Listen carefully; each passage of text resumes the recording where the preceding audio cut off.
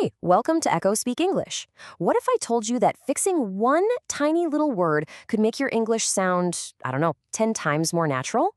Well, today that's exactly what we're going to do. Let's jump right in. Okay, let's look at this right away. On one side, I very like pizza. On the other, I really like pizza. Which one just sounds right to you? Yep, if you picked I really like pizza, you are spot on. This is, and I'm not kidding, one of the most common mistakes we hear, and we are going to fix it for good today. Exactly. And you might be thinking, come on, it's just one word. Is it really that big a deal? And you know what? While it is a small error, fixing it makes a huge difference.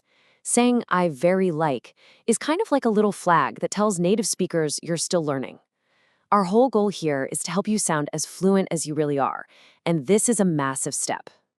Yeah, and this isn't just some boring grammar rule, It's a real thing for so many people. We heard from one learner who said that when they first moved abroad, they used I very like all the time.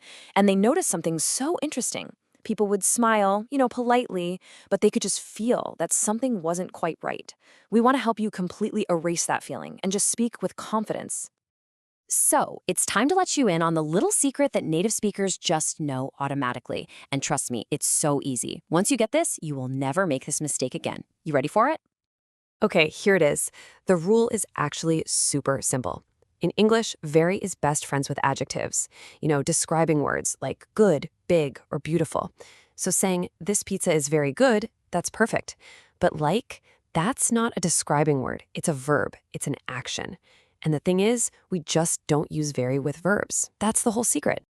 All right, so now that you know what not to do, what should you say? Well, we are going to give you 3 awesome, super easy ways to upgrade your English, like right now. These are going to make you sound so much more natural.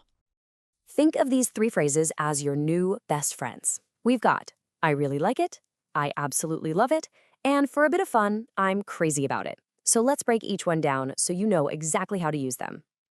First up, the most direct replacement. I really like it. Really works perfectly with verbs, and it gives you that extra oomph you were looking for with very. It's simple, it's correct, and it works in any situation. Let's just get the feel for it. Try saying it out loud with me. I really like it. Now, what if you want to show even more emotion? Take it up a notch. For that, you can say, I absolutely love it. See, love is already stronger than like, and adding absolutely just makes it so powerful. This is perfect for when you want to show you're super passionate about something. Let's practice this one. Say it with me. I absolutely love it. And for our final upgrade, we've got a fun, informal one. I'm crazy about it. This phrase is just full of energy. It shows you're a huge fan of something. You could be crazy about a new song or crazy about your favorite soccer team. Let's give this one a try. It's fun to say. Repeat after me. I'm crazy about it. Awesome job. So now you have 3 fantastic options in your toolbox. Let's just do a super quick review to make sure this new habit really sticks. So, just to recap, we are throwing I very like it in the trash. It's gone. From now on, your go-to is I really like it. When you feel extra passionate, you've got I absolutely love it. And when you're feeling fun and energetic, I'm crazy about it. See? It's amazing how one little change can make your English sound so much better.